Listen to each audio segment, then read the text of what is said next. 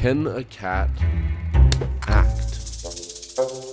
Cats have many of the same qualities as our biggest actors. They're self-centered, do their own stunts, and are popular on the internet even if they're doing the most mundane thing. They do lack one skill, the ability to take direction. One of the things about cats is you can rely on them to do exactly what they want to do. Yeah, they're very independent, so they are a lot more difficult than dogs. The cat was a nightmare. The cat trainer warned us, and she was right. She said, dogs like to please you, the cat only likes to please itself. No, I don't. I said I don't want that. Cats are hard to train because on their own, they are more effective than the Terminator at killing. So for them, cooperation is counterproductive. Despite being difficult, cats have snuck their way into some of cinema's most iconic moments. The opening of The Godfather, the end of Breakfast at Tiffany's, the Black Cat in the Matrix, and also the Black Cat in the Matrix. Again? Whoa, deja vu. What did you just say?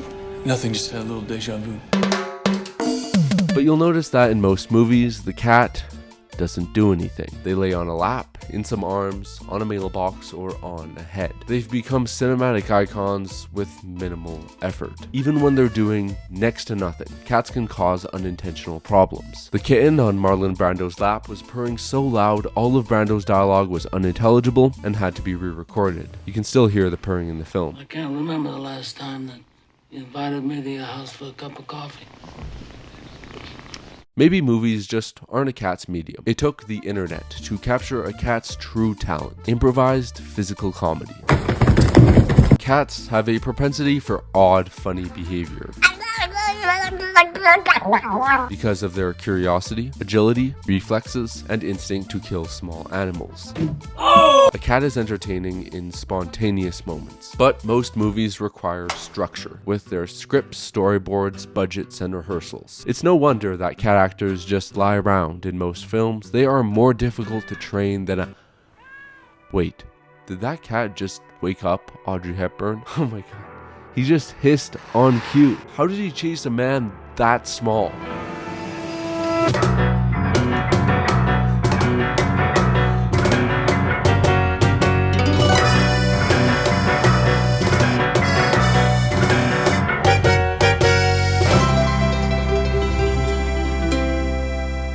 Yes, there are exceptions. The most famous example is Orangey Murray, the most prolific cat actor in film history whose entire career was built on a lie.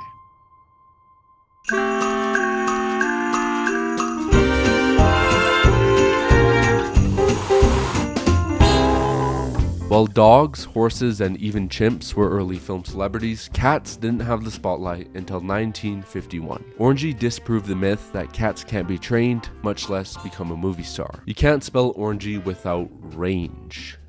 Yo. His film credits span every genre: comedy, historical drama, horror, and most notably, romance. On the small screen, he was credited for episodes of Mission Impossible, The Dick Van Dyke Show, Alfred Hitchcock Presents, and Batman. Shall I catalog it for you, Joker? Categorically, Catwoman. And that's not all. From 1951 to 1968, Orangey was credited for over 500 roles. His first part was as Rhubarb, a comedy where a cat inherits a baseball team. It's a very complicated role with a wide variety of tricks. In the movie, Rhubarb carries a golf ball, runs across a field, hisses, climbs, and jumps. The folks in Hollywood, from movie extras to studio moguls, were flabbergasted at the difficult tricks that Rhubarb could perform. It appeared that here was a miracle cat. A miracle that almost never came to be. In newspapers promoting Rhubarb, we can find the story of how Orangey was discovered. An injured stray tabby limped into the garden of an old woman named Agnes Murray. She nursed the cat back to health and gave him a name. A few years later, she saw an ad. Paramount was looking for a cat to play the title role in a new comedy motion picture. She sent the studio photos, and out of 3,000 cats, Orangey was selected. But on set, Orangey was a menace. A studio executive called him the world's meanest cat. He regularly scratched actors and his trainer Frank in. He reportedly had claws like a leopard. But he could act. It took him just one take to retrieve a golf ball. Doubles were rarely used. The one, the only, the genuine Rhubarb did most of the work himself. How can this be? If cats are independent and hard to train, what made Orangey different? Let's hear from the man who tamed the beast, Orangey's trainer, Frank In. Orangey was a cat that just wandered in, and they'd put food out for it. I told them, I says, well, they kind of like your cat. I'll give you $25 for it. And I had a bill of sale for Orangey. But this Orangey got a sickness, and it died. But the studio liked that letter of this cat wandering in. What a beautiful story to become a movie star. Because Orangey was a stray who hadn't gotten his shots yet, an illness took his life before the filming for Rhubarb began. Paramount kept his death a secret, then used his name and rags to riches story to promote the film. But if Orangey died, then who played Rhubarb and all the Orangey roles after?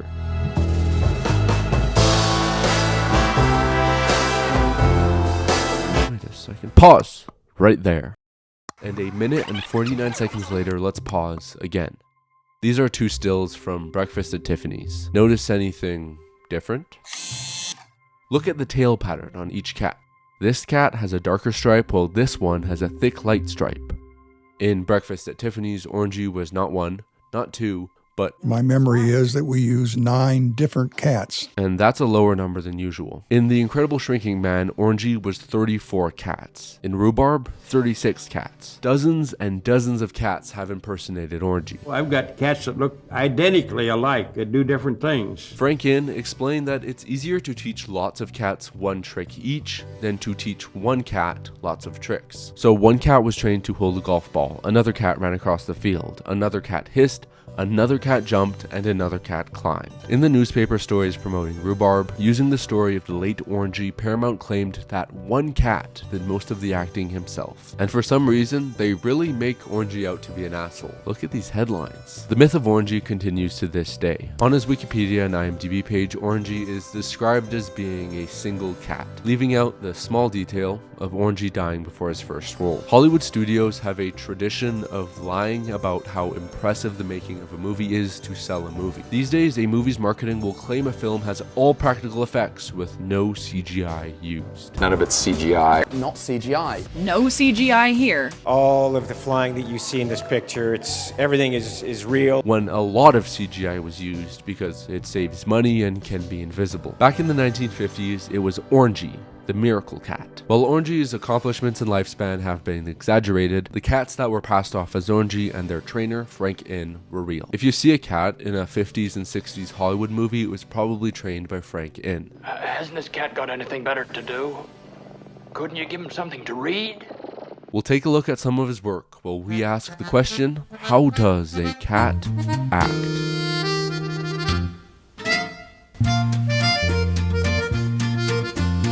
Orangey isn't alone. If you see a cat in a movie, you're seeing double, or triple, or quadruple, or more. Gosh, it was probably so hard for Ridley to find 4 matching cats. That's why most cats in movies are a solid color, because it's easier to find near identical doubles. But if a cat has a pattern on their fur, they get makeup, such as in A Quiet Place Day 1, where Schnitzel and Nico both play Frodo. So Schnitzel's unique pattern had to be matched on Nico with animal-friendly dye. And now most people find it tricky to tell the difference between the two of them. The golden rule of cat acting is casting a cat with the right personality. It's essential to cast a cat that already loves the behavior they're being trained to do. Nico walks better on the lead. Schnitzel is the better stayer. If a cat is calm and loves being held, their entire job is being the holding cat. Such as Tigger, one of the 3 cats who plays Ulysses in Inside Llewyn Davis. If they're more energetic, they're cast as an action cat. In the same film, these would be Jerry and Daryl. You can't force a cat to act. If they don't want to do something, they won't do it. You can train a dog to resist temptation, but it's very difficult to do so with a cat. Rehearsal is key. An important part of the training process is that the cat actor knows what is going to happen, so they become comfortable with it. So how do you motivate a cat? A cat won't act for money, awards, or praise, but a cat will act for food. Cat actors are commonly trained with a sound, like a clicker or buzzer, paired with food. They end up associating a behavior with the click with eating some tuna. A cat actor's working hours is when they're hungry. Once they're full, they're done. To make the best use of a cat's time, that hunger window, during the human actor's rehearsal, a stuffed cat is used as a stand-in. Come on to daddy! Come to daddy! Jealousy can also be a powerful motivator. Tiki was the lead cat for Sassy in Homeward Bound. If Tiki didn't want to perform, her trainer, Tammy Mabels, brought out one of her doubles. And then Tiki would hit her mark because she didn't want to see another cat getting rewarded. But how did Mabels get Tiki to follow dogs? She trained Tiki to run towards the sound of a buzzer, then put the buzzer on the dog's collar. To get Nico to walk and run in A Quiet Place Day 1, trainer Joe Vaughn also used a buzzer and a more modern method. Joe walked Nico on a lead and then she was digitally removed from the shot. Frank In Solution was a short-haired tabby called Freddy Cat. Freddy knew that wherever he was released, there was food in his crate. I would put the crate at the end of his run, and then I'd go take the cat out. When I turned him loose, zip! He run through the legs, through the rain, through anything, and end up in that crate, and there was food there.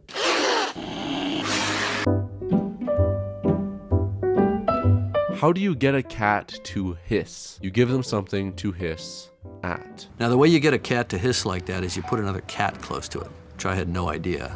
Turns out to be that standard procedure. You just bring another cat that it doesn't know close to it, and it'll do that. If you've wondered why cats don't hiss in movies anymore, it's to not stress the cat out and risk traumatizing it. Though some cats, like Boris here, would hiss all the time at any living thing. Just getting a cat to sit still in a particular spot can be difficult. To get a cat to sit still in Gone Girl, they cast a cat that doesn't like to move. The beauty of Cheeto is wherever you place Cheeto, that's where he was going to stay for that day. If you put Cheeto on the stairs, you could shoot for 9 hours, and at the end of the day, go Cheeto's at the bottom of the stairs.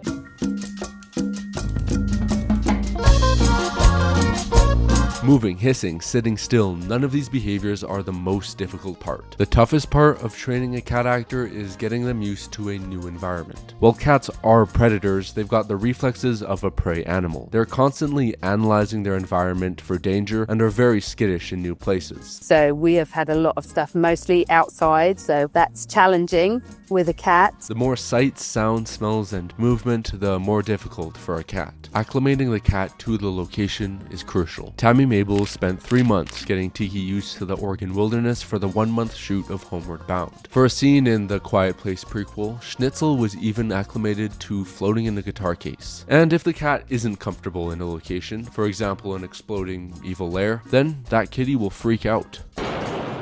Impregnable? Kokani Iro. Come with me, Mr. Bond. Bird 1 to base. Locked up. There are many different methods to train a cat. Free shaping, where the cat offers you a behavior so you reward them. Targeting, where they touch their nose to a stick so you reward them. But some of the greatest cat performances were achieved with no training, just primal instincts. The Incredible Shrinking Man has a scene where Butch the cat plays with his prey, his owner who has shrunk to the size of a mouse. Now he lives in a world where he must fight for his life, a world where a friendly house cat is a predatory monster. In the scene, Butch pushed through the back of a dollhouse, swats at his owner, turns and runs across the room, all with impeccable timing. How did director Jack Arnold do it? Did he use a really big cat or a really small man? So the way I did it was that I shot all the sequences with the cat first. Arnold got on the floor and tried all sorts of different tricks to get the cat to do different actions. To get the cat to come around and smell him in the dollhouse, I hid some food in the dollhouse. Then I would get a close-up of the cat, and the trainer held the bird, teased the cat, so the cat would paw at it and hiss at it. After editing those shots together into a coherent sequence, he then timed each action. And with a metronome timed with the frame count, I counted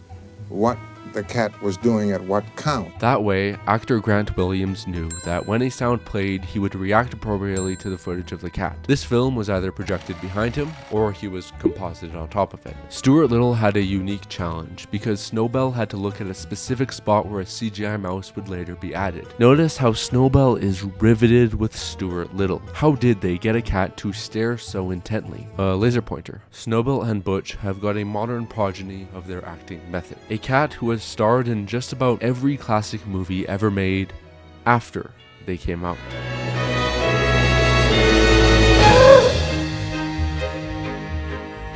Lizzie, whose stage name is Owl Kitty, has been added to some of the most iconic movie moments with the power of green screen and editing. Just adding a cat to such recognizable and cinematic moments is funny. But the humans behind the channel, Thibaut and Olivia, over-deliver by inventing new visual gags.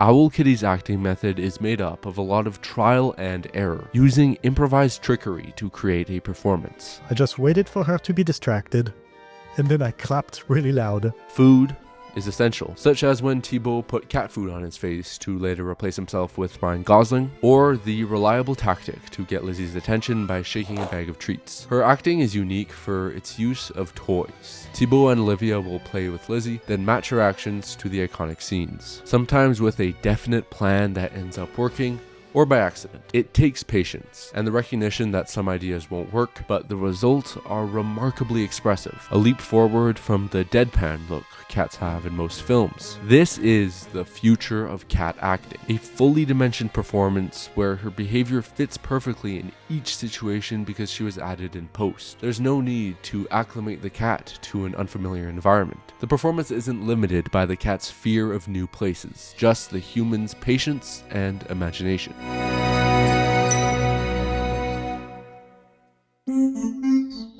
Green screen cat acting has made its mark on the movies too. In A Man Called Otto, 70% of the shots of the cat are green screen composites. Only 10% of the shots were completely in camera, while the other 20% were completely CGI. For the sake of comparison, in Captain Marvel, the cat was CGI for 70% of the movie. Not only in shots where she was floating around or being an alien, but also when she was just sitting on Sam Jackson's lap. Looking at each film, it's clear which approach works better. There are obvious CGI moments in Captain Marvel, but it might be because I'm a fool, but I can't tell which shots in A Man Called Otto are a digital cat or a green screen composite. It's a seamless, realistic effect, and I believe this is because the CG is used sparingly and intercut with the real cat, and the lighting on the green screen shots match the environment they're added to. The most important priority is the cat's safety. If the film calls for an uncomfortable, dangerous, or fantastic situation, CGI cats are the way to go, especially when they still behave exactly like they do in real life.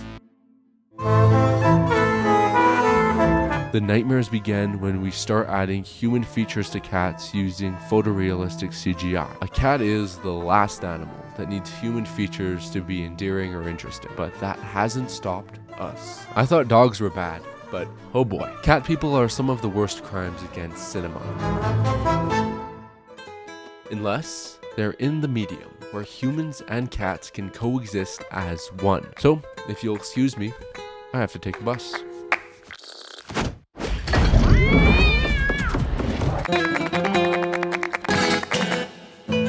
With the endless possibilities of animation, a cat can be public transportation, an egotistical swashbuckler, or a dragon. Gabe Hordos, who is the supervising animator on Toothless, actually channeled a lot of his cat into the behavior of Toothless. The best anthropomorphic cartoon cats convincingly pair human and cat behavior. These characters work best when they are given human personalities that are similar to cat personalities, including a narcissistic show-off, a conceited sage, or a needy toddler. Move him around as a kitten would move around. You don't take any liberties with that kind of action. But now you inject into him the personality of this young kid who is used to having everything he wanted. To accomplish this human-cat fusion, animators need to reference both species. For Puss in Boots: The Last Wish, the animators would film themselves acting out the scene for reference when animating. And for the cats, they studied them in real time. The whole time we had them around for inspiration, just around the office. Finding good reference for cats is easy in the endless library of cat videos on YouTube, which was one of the resources for the ultimate cat movie, Flow, which features a cat that acts exactly like a real cat. For every small moment, even just when the cat is turning its head a little bit, we find some references on YouTube. Flow's animation director Léo Silly-Pellissier spent hours studying cat videos and compiled his findings in a presentation for the animators. This presentation includes rules for accurate cat behavior. To explain easily for animators how cats can move, compare the body of the cat with French is accordion. For example, the unique ways cats move their ears, eyes, and tail to express emotions, and the particularities of their motor system, such as how cats rotate their ears towards new sounds, like a radar dish, and how they'll turn their entire head, not just their eyes, when looking at something. Another reason why the Flow cat's movements are so natural is because of how accurate the rig is. A rig is essentially a digital puppet that the animators manipulate to make a character move. Created by Pascal Lachamandi, this rig matches the way a real cat's bones, muscles, and tendons connect, so any adjustment is going to be somewhat authentic. Animation can be an even more accurate showcase of cat behavior than live action, because there are no physical restrictions. There is no training, no hunger window, no need to acclimate to an unfamiliar environment. If the animator has a comprehensive understanding of cat anatomy and behavior, they can create a cat that's more alive and, in a sense, real than the live action ones. When it comes to animal performances, dogs are the ultimate actors. Dogs can emote a wide range of expressions and be trained easily, so it makes sense why they have a great variety of roles. Cats usually don't care for acting, so they're not likely to be in a movie. And even when they are, their behavior is usually limited. That's not to say there's no value in seeing a cat lying around. Just like in real life, a cat in a movie is a comforting presence. Just seeing those little fellas all relaxed encourages the idea that life is worth living. And as we saw, not all cat actors are passive. With patience, treats, a good trainer, the right personality, many doubles, or a green screen, cats can act.